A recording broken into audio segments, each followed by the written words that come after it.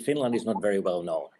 I'm talking about now living here in Vancouver and from North American perspective, kind of it seems that lots of the retail investors don't really know or care too much about Finland. Well, I mean, I think the signal is kind of at face value. The U.S. is open for business for mineral exploration and mining at all levels too. I mean, you hear a lot about the critical minerals and those sorts of initiatives.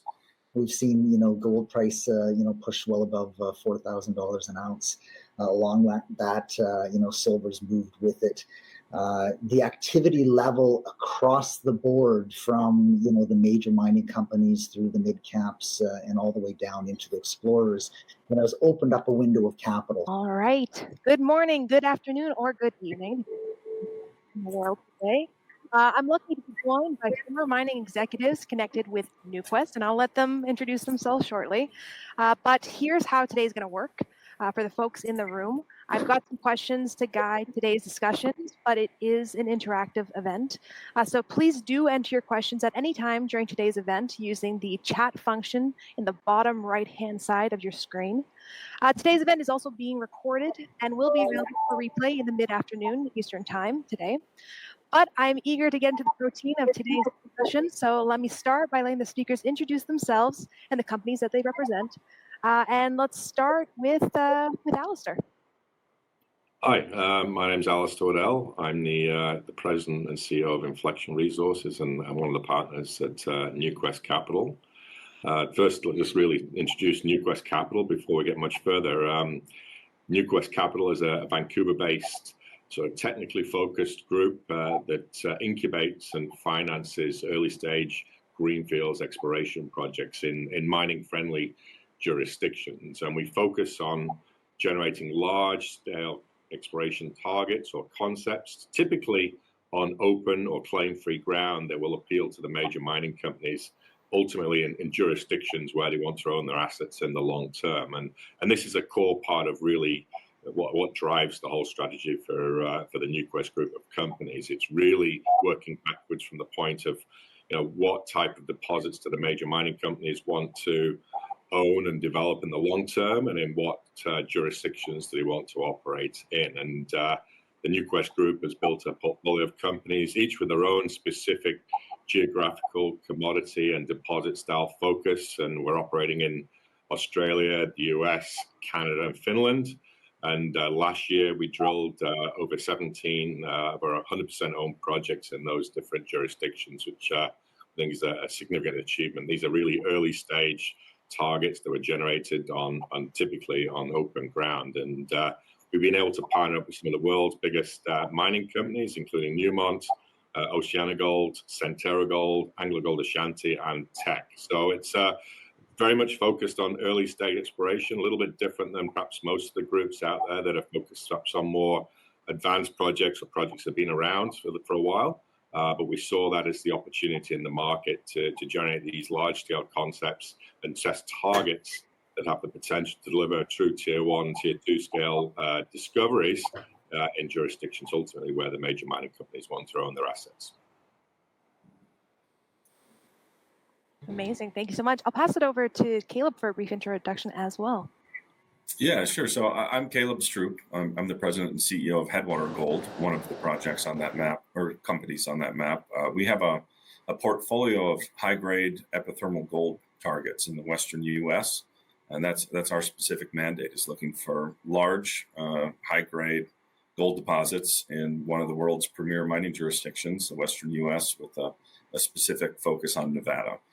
These are all generally pretty early stage projects, but some of them are advancing rapidly based on new discoveries we've made, some of which were made with our partners, such as Newmont and 3 recent projects that we got into partnership with OceanaGold. So very active portfolio of projects, 3 drill rigs operating right now across 2 different projects.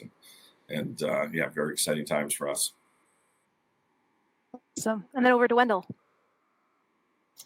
Good morning. I'm Wendell Zerb. I'm the chairman and CEO of Red Canyon Resources. Red Canyon is also a specifically focused company.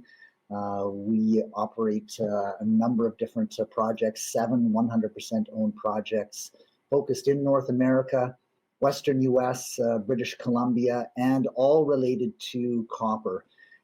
Everything that we're associated with is trying to target tier 1 copper discoveries. We have several advanced projects, including the Kendall project, which we have recently completed a small drill program onto a very large system at Kendall.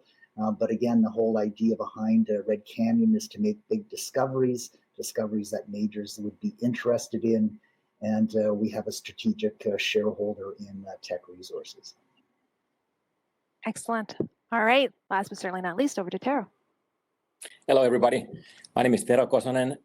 Also, I'm a chairman and CEO of Finex Metals. I'm also one of the 4 founders of NewQuest Capital. Finex itself is the youngest of the NewQuest's public companies. We've been around for about 4.5 years, got listed last June. And we're focusing on exploration for gold and critical minerals in northern part of Finland, mainly on the central Lapland Greenstone Belt, which hosts Europe's largest gold-producing mine owned and operated by Agnico Eagle, and also one of the best global greenfields discoveries of this decade that will be done by Rupert Resources in 2020. So we have a great address in a very, very favorable mining jurisdiction. Excellent. And I'll just introduce Inflection Resources before we go on. And so my day job is President CEO of Inflection Resources, which is a company that's focused on exploring for copper and gold, mostly in Eastern Australia. We're specifically exploring a belt of rocks called the Macquarie Arc, which is host to some of Australia's biggest copper gold mines. And we are exploring the northern extension of this belt where it disappears under a blanket of younger cover, masking the underlying geology. And we've got a large-scale multi-year partnership with AngloGold Ashanti, and we've been systematically drill testing lots of very large targets over the last several years with AngloGold, which has been a tremendous partnership. And more recently, we've just acquired a large portfolio of properties from Newmont in the Northern Territory of Australia as well, looking for what we call iron oxide copper gold deposits. So this is a relatively new addition to the Inflection portfolio, and we're very excited to move that forward. But a very technically driven story, but very much focused on copper gold in Australia. Excellent. Thank you guys so much. So getting into things here, all 4 companies are backed by NewQuest and operate in what many would consider the top 4 stable mining jurisdictions. That's Finland, Western US, Australia, and British Columbia.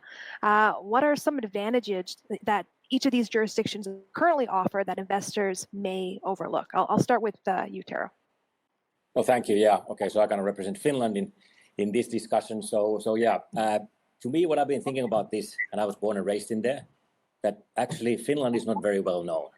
I'm talking about now living here in Vancouver, and from North American perspective, kind of it seems that lots of the retail investors don't really know or care too much about Finland. It's kind of far away, a bit exotic. People are much more familiar with the opportunities here in Canada or in Western US or Mexico, South America, or wherever. It's kind of they are more familiar with those jurisdictions. Of course, there are some great exploration companies and opportunities in such places. Now, what I see as an investor, I see this as an opportunity because it's been overlooked. There are many new opportunities for many world-class discoveries and whatnot to be happening in the hopefully in the coming years. And so why it's kind of less known, I think mainly is because it's vastly underexplored. So before Finland joined European Union in 1995, no foreign exploration activities were allowed in the country. Also, there's very little outcrop in Finland. So mainly there's glacial till, which hides the rocks and the bedrock, which of course makes it much more difficult for the wandering exploration geologists to be kicking the rocks and making those geological observations. And third, last but not least, it's simply because of lack of spending. So exploration spending has been very, very limited. For example, last year, I think the overall spend was 90 million euros, which would be around 150 million Canadian dollars for the whole country. And only about 20% of that went into grassroots greenfields exploration. So there's a lot of more to be done.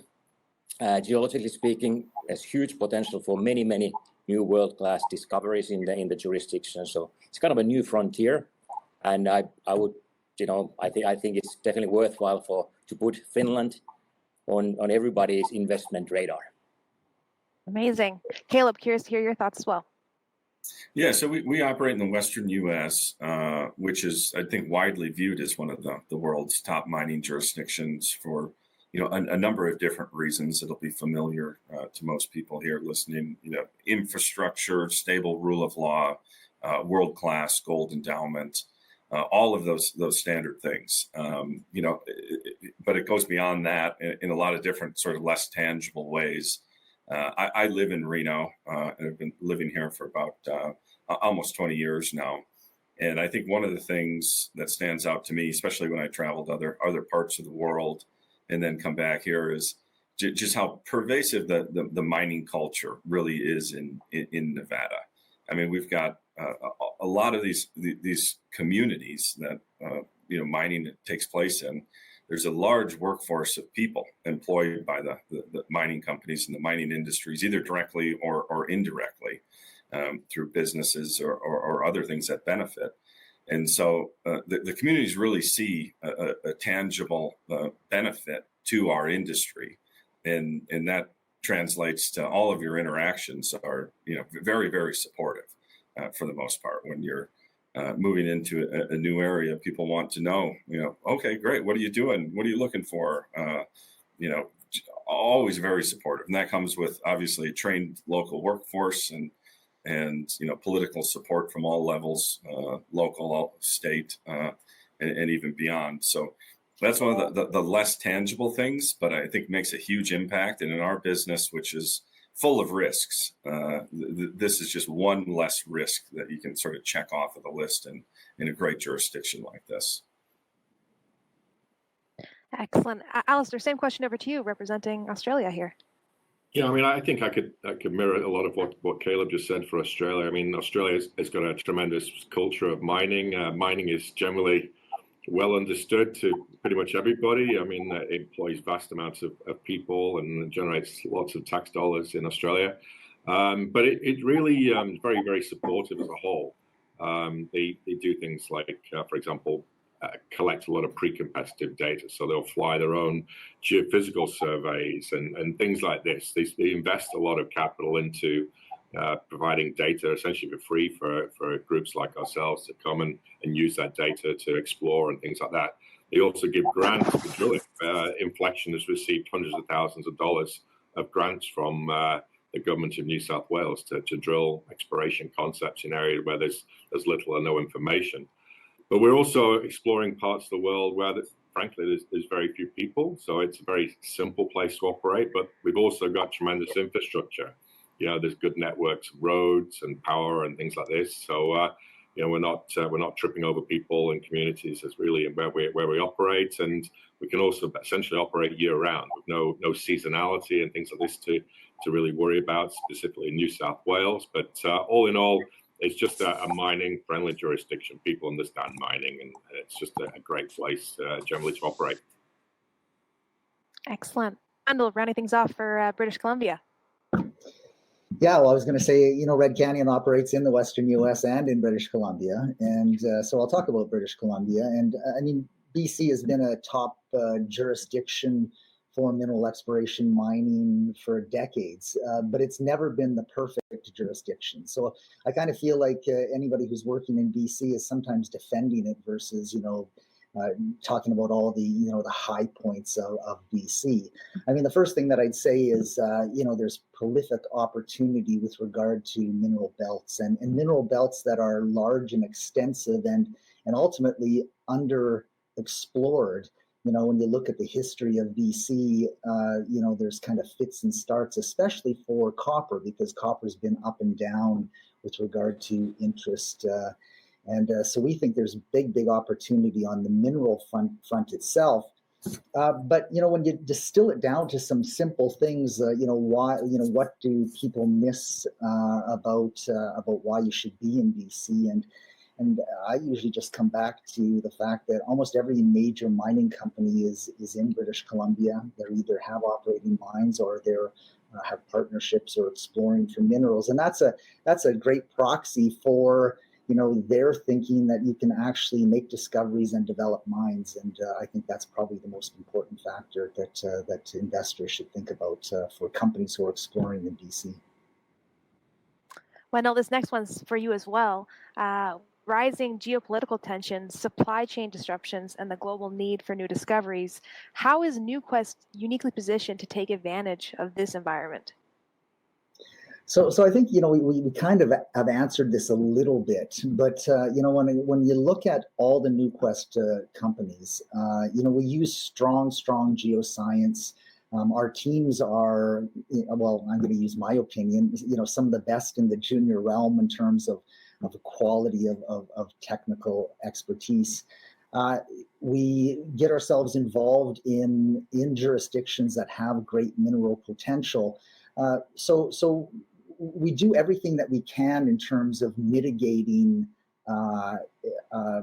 factors to make discoveries. But when you add the geopolitical part of things, we don't want to make discoveries and then, add a different geopolitical risk to our investors. So we've chosen the jurisdictions that we're in because we believe if we can make mineral discoveries in these jurisdictions, they've got a great shot of being developed and put into production. And that adds to, what our mandate also is to, look in jurisdictions that we think major mining companies are going to be interested in. So we think we're very well positioned with the jurisdictions we're in now. Very nice. So one thing of note, major partnerships with New Anglo Gold Ashanti, Centerra, Oceana Gold, Teck are funding a huge portion of your 2025 and 2026 drilling. Question for you, Alistair. How do you think you've been able to attract these majors, whereas others have not? Yeah, so I mean, we sort of touched on this in the introduction. Really, I think it's really understanding the alignment with the major mining companies in terms of what they're looking for, specifically in terms of jurisdictions, deposit style, deposit size. What are those sort of criteria? And we try to align ourselves with these broad corporate objectives, I guess, for each of the major mining companies. And it's really whatever will give us the very best chance of ultimately being acquired by these major mining companies. And we've spent time working for the majors. I mean, I've worked for Kinross and Anglo Gold and things like this. So we generally understand a little bit how they think and how they operate and what they're looking for. And we work very hard to maintain the relationships that keep people in the major mining companies as well. So we've been in this business a long time now, and we generally know who's who and who to approach and ask questions about. We work very hard to really understand what they're looking for, and that changes over time. But we also, beyond that, it's just how we operate, and that's everything from sort of using our experience with the majors to apply so that culture of safety to how we explore, to how we organize our data. We apply all these sort of things and try to make it as seamless as possible for majors to come in. So when we sort of invite companies to look at our projects, we have data rooms organized, and it's very quick and simple, and make it as easy as possible for the major mining companies to evaluate the different opportunities. So it's bringing all that together, but it's really those relationships with the industry and understanding what the major mining companies are looking for, which is a key point, which I think is often overlooked by some of the explorers out there. Yeah, no, I would definitely agree. And Caleb, in your view, what do you think the benefits are of having a partnership with a major ultimately? Yeah, so I'm a big believer in this model of working with major mining companies to advance projects, especially on the exploration side. I mean, the reality is to do exploration properly, especially at scale, requires a lot of capital. And that capital for junior companies comes in the form of dilution one way or another, either at the corporate level or at the project level. And one of the main beauties of the sort of earn-in partner-funded models that we implement throughout the portfolios is the amount of capital from the majors is generally higher than what a small company could access in the capital markets. But the big thing is that that dilution only comes in a success scenario where they continue to spend additional capital and earn into the project. And the dilution only comes at the level of one asset. So the goal of all of our companies is to increase value on a per share basis. And we think that that's an excellent mechanism to do that. And so that's one component where I think there's a lot of benefits of working with major mining companies to fund the front end. But another piece of that is that capital comes with technical expertise. I mean, these big companies are full of some of the world's best geoscientists, and you have effectively free opportunity to leverage their global experience and knowledge of different deposits and projects and exploration techniques globally, and apply that to our projects and give ourselves the very best shot at finding, a new world-class discovery. Excellent. So diving into things here, over to you, Wendell. Red Canyon's Kendall project in the sea is showing a large alteration and geophysical footprint. How are you thinking about the scale potential of Kendall versus known porphyry camps in North America? So it's a really good question because everybody always uses a comparable to try to fit what your project looks like into known deposits. The first thing is that Kendall is still relatively early in this exploration phase. But we have geophysics that highlight large conductive zone over a big area, that big mag features. We've put in a handful of drill holes within the Kendall zone of interest so far. Every drill hole has hit porphyry style veins, alteration, different vein mineralogy all throughout. So we know we're onto a very large hydrothermal system at Kendall, and we can take a look at that and we can kind of compare it to what we see within British Columbia, things like Gibraltar, like Chemist, like Mount Milligan. Easily Kendall could be that size or bigger, but we can even take that comparable and translate it into Western US. And within our presentation, for instance, we use Pinto Valley as an example, and our alteration footprint easily fits into Pinto Valley, which is 1.4 billion tons, in mineral resources. So we know that it's a big system. We know comparably it has that kind of footprint, and we just got to keep on exploring to find sweet spots within it. Very nice. Tara, we're going to jump back into Finland. So Finland was recently rated the #1 most attractive jurisdiction in the world for mining investment by the Fraser Institute. Can you expand on why you think it's receiving so much attention? Happy to do so, absolutely. And by the way, I assume that vast majority of the audience wouldn't know that Finland has been ranked as #1 already 2 times before last year. So in 2014 and 2017, and in between, we've been pretty much consistently ranked among the top 10. So it's definitely a great mining jurisdiction, and therefore recognized by Fraser as well. Now, we have to start always with the outstanding geological potential. I mean, without that, actually, it wouldn't make sense to be on the list, or you couldn't be on the top 10, or maybe in the list altogether whatsoever. So that's fantastic potential, which I already, talked about earlier. They are operating mines there. Obviously, the major mining companies are there already, or directly, or then they could be there via joint ventures or earning agreements. And I know personally that there are a couple of new major mining companies that are looking in the country and whatnot. So definitely there's more and more attention. There are more exploration companies there. Country itself is politically very, very stable. There's a clear rule of law.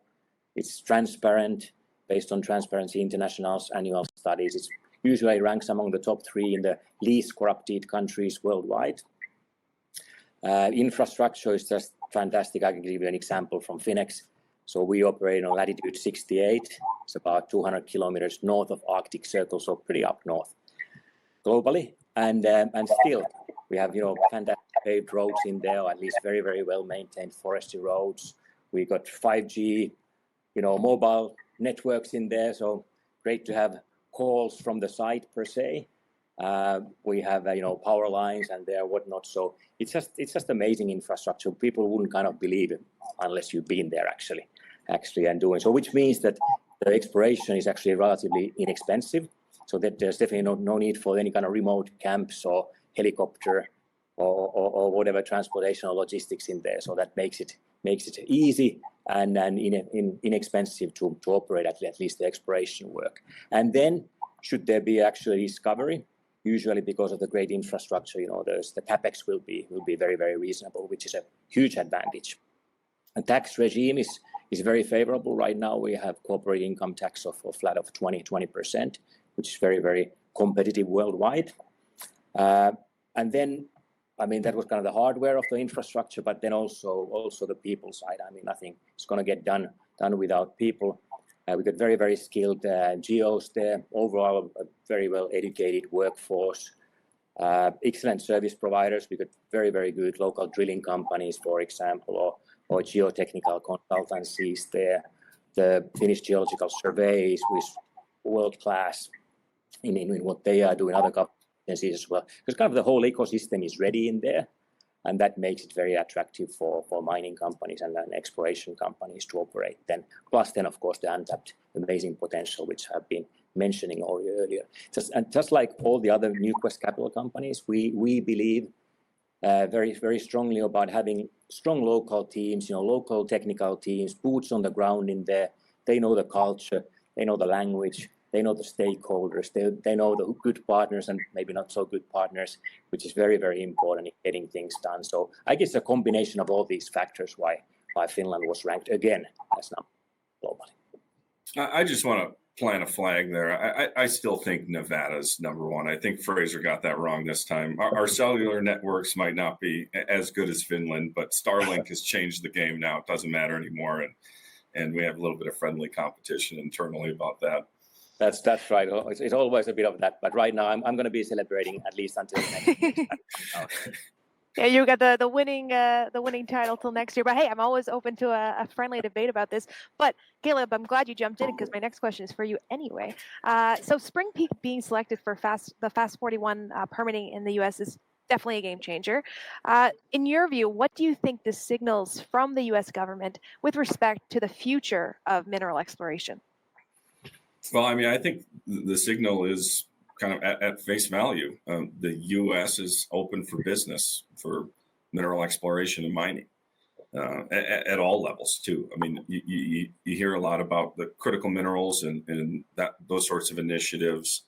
But to me, it's very clear that the administration is very keen on all sorts of exploration and mining and expanding the U.S. as a leader on those fronts.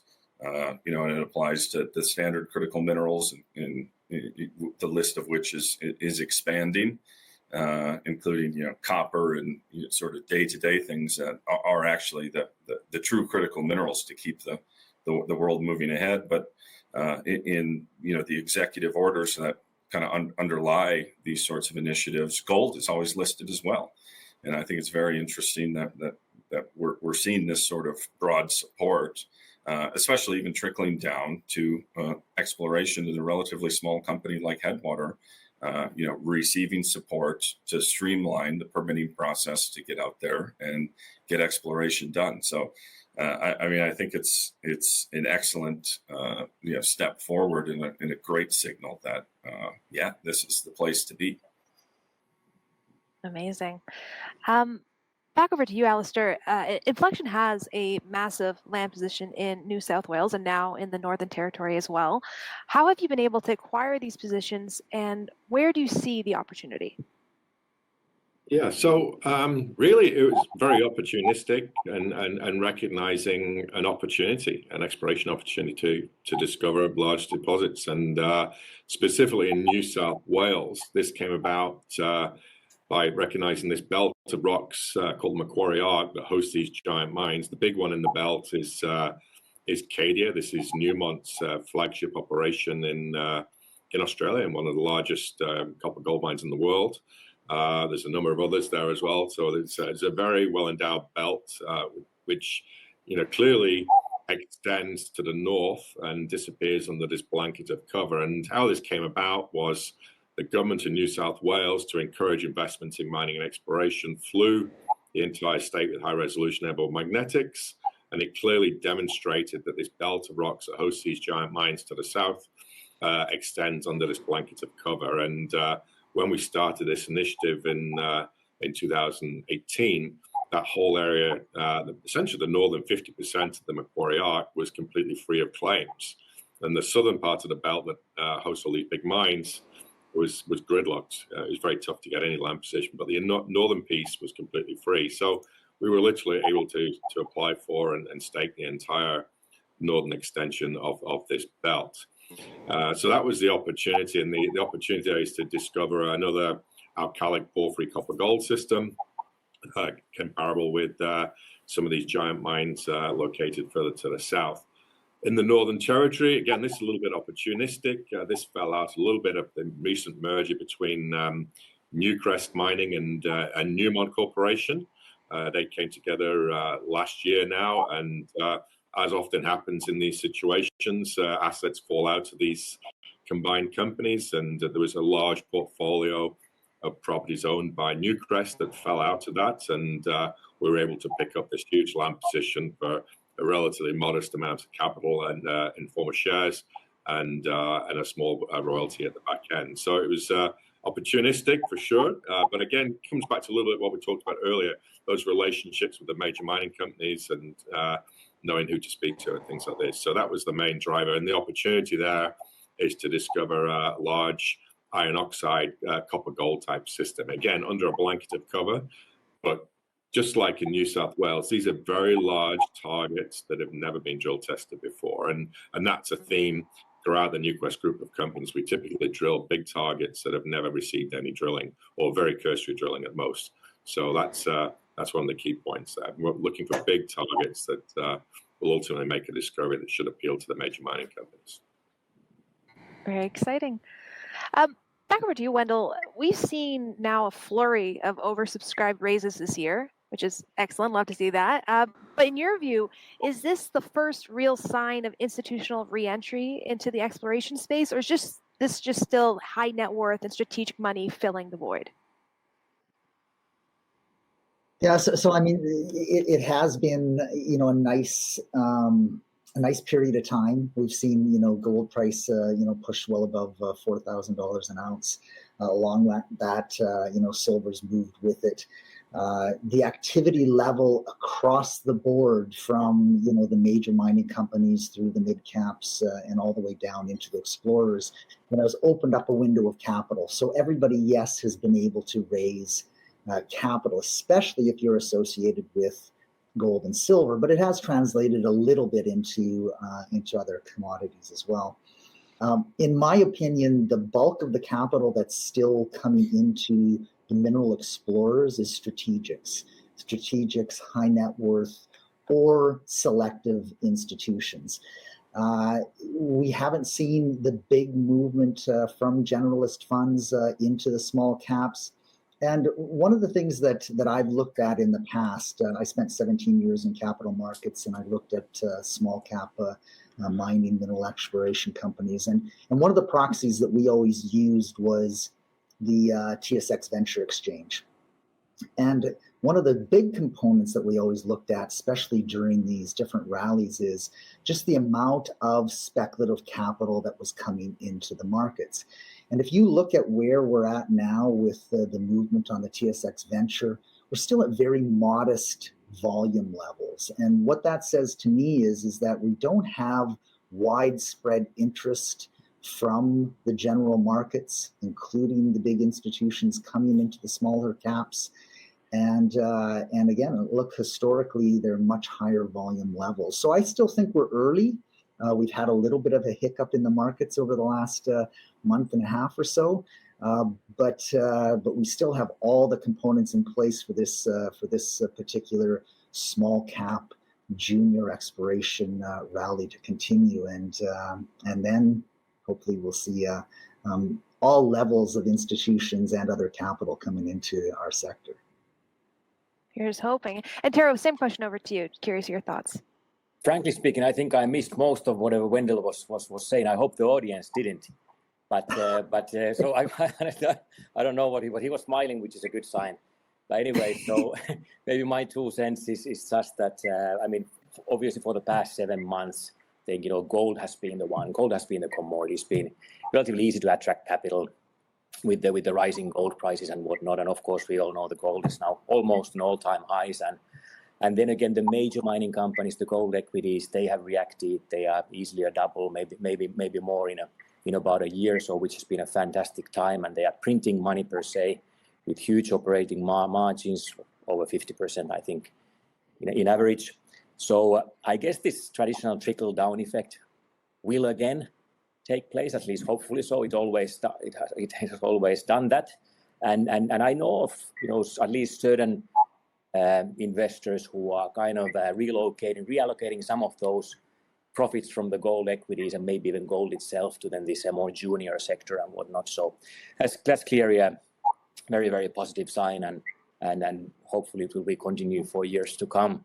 The other thing, I don't know whether Wendell already mentioned about this one, is this Tether, the stable coin company, which is now heavily investing into gold itself, as well as then gold royalty companies, which is a very, very interesting sign. I think it's the first time any of such kind of new economy companies or crypto companies would be doing that one. So I think it's a great positive sign for our industry, and wherever that's going to be lead, maybe some other companies will be following.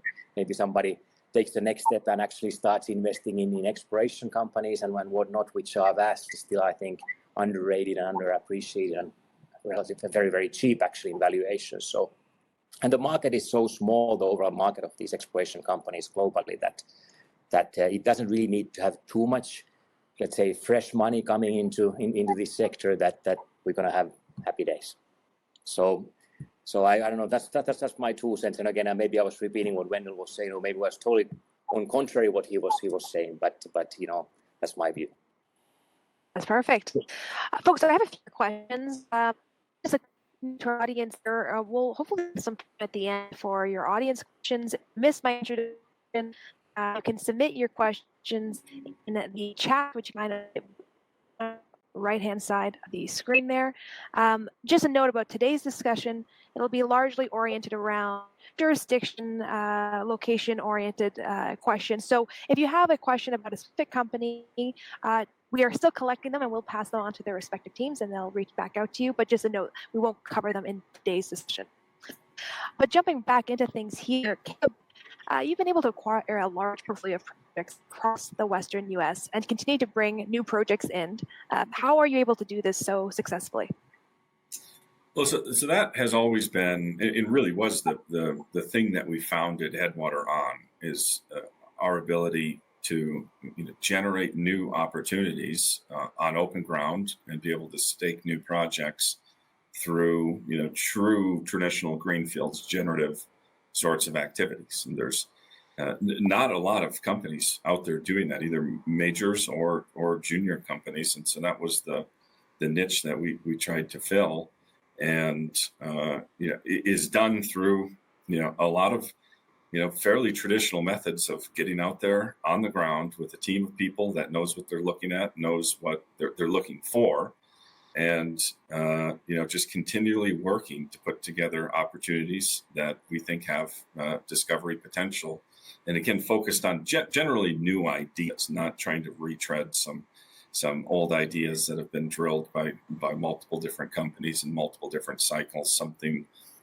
new and fresh and untested with high upside, and that's as a result we've sort of built the company and the internal culture around that. That's a big part of what we do, is continually, even to this day, run big generative programs and have that culture of everybody out there trying to come up with new ideas and new opportunities to ultimately bring into the portfolio, with a goal of continually upgrading the portfolio and keeping a very active set stable of projects that can be advanced forward either by ourselves or with our partners. Excellent. Alistair, Inflection has kept up a very fast pace of exploration in New South Wales. How have you been able to do this? Yeah, it's really with this partnership with Anglo Gold Ashanti in this specific case. So we've a couple of years ago now, we struck a large-scale multi-year agreement where Anglo Gold is funding a huge exploration program, which comprises mostly of drilling large geophysical anomalies in this northern extension of the Macquarie Arc. So it's being funded by Anglo Gold Ashanti for the most part, and we've drilled hundreds of holes now testing these big targets. And the deal is structured that there was a phase one whereby they tested doing sort of scout drilling into each of these targets, and now they've whittled that down to 4 projects where there's a mechanism for them to earn up to 75% in these individual projects by completing pre-feasibility studies and ceding royalties back to Inflection Resources. So it really comes down to some of the things that Caleb touched on earlier, that partnership with a major mining company, providing capital, providing technical expertise, and all the other benefits that generally comes with working with the major mining companies. But it's really been a tremendous advantage for Inflection and enabled us to do things that we would have struggled, frankly, to do on our own. Just the sheer quantum of drill holes that we've completed has been a game changer for Inflection. And Wendell, Red Canyon, as you mentioned earlier, also has projects in Nevada. So how are you prioritizing exploration across the portfolio of projects? Yeah, again, I think we just systematically look at opportunities throughout North America. And what's really important for us is that once we do tag into an area that we're really interested in, we go through an approach of looking at those individual projects, advancing the type of exploration work that gets us to a point of being able to make a decision on next steps. Red Canyon, very similar to the rest of the Newquest capital companies, works kind of on a hybrid model where we're interested in partnerships, but we're also interested in testing projects 100% on our own. So we work through this process. We look at each project individually. We assess the risks of doing it for her shareholders on a 100% basis, or again, look at that partnership idea. We've chosen to spend capital in BC a little bit more than we did in Nevada. That's partially based on our ability to be able to raise flow-through shares, and we also raise flow-through shares using the charity mechanism. So what's really important for investors to understand on that front is we get a very big premium on the capital that we raise, so it's less dilutive to shareholders. But really importantly, we actually know the back-end purchaser of those shares. So we know that they're not going to come back in the market and be sort of a negative influence on share price. So we've our bias is a little bit on the 100% side to test things within British Columbia. But we love our Nevada-based copper projects, especially Scraper Springs. We have big plans for it, and who knows, maybe a partnership, maybe we test it 100%. We're working through that all the time. Brilliant. Tero, Finex has a very diversified portfolio of projects, from gold to critical metals. What is your rationale behind that? Well, I mean, since we incubated Finex, as I said, about 4.5 years ago, really the idea was, let's see whatever is in Finland. Let's not focus on one single commodity. That's why the name is, by the way, Finex Metals, not Finex Gold. Although right now, of course, our main focus has been our gold properties, because gold price has been going well, and it's been easier to raise money for gold and for some other minerals in the past few years. But anyway, so it's Finex Metals. We got a great portfolio of 100% owned or royalty-free projects in mainly northern part of Finland, or actually all of them are in the northern part of Finland. So there are gold projects there. There are nickel projects there. There's a really great potential for PGE, so platinum, palladium, cobalt, potentially even copper, even rare earths. So Finland is the mineral endowment is just amazing, and as I mentioned already quite a few times, that it's vastly underexplored. So that's kind of the rationale why we want to develop, or we were able to develop this kind of 100% owned portfolio of various minerals and various projects for various minerals. And of course, as a small company, we have limited resources, so we've been focusing right now on the key gold projects, which is called Ruoppa, and that's about 17 kilometers away from Agnico Eagle's Kittilä mine, which is Europe's largest gold producing mine. So the same belt, so that's why that's been our focus. But we are actively looking for partners for our critical metal projects, and we are having some discussions already going on. So we are very much open for business. That's the Newquest Capital Group model, actually. So we like this kind of hybrid model. So we want to have some 100% owned, our own properties that we want to, or projects where we want to move forward, and then we are looking for partners for then moving or advancing the other projects. So that's kind of the business model what we've been very very happy with, and again, as Alistair and Caleb were also already mentioning, that's a good way once you're getting partners financing your projects. It's a very very good non-dilutive way of actually getting into capital and being able to explore further. Amazing. Hey, folks, I think I've asked a million questions, and I really do appreciate your time. I am fresh out of questions, and I know there are some questions in the chat that I think would definitely suit a different discussion, more nuanced discussion on the individual company. So what I'll do is, for those of you folks who are submitting questions, I'll pass that along to the respective teams. But for now, I think this has been a really amazing discussion. Thank you to each and every one of you who both participated and attended, and to our speakers today, Tara, Alistair, Caleb, and Wendell. Deeply appreciate your time. With that, folks, let's wrap things up here. Like I said, the recording should be available later today. And if for whatever reason a question appears to you later in the day and then you want to submit to the team, feel free to connect with us here on 6 to do so, and we'll pass it along. But thank you so much, folks.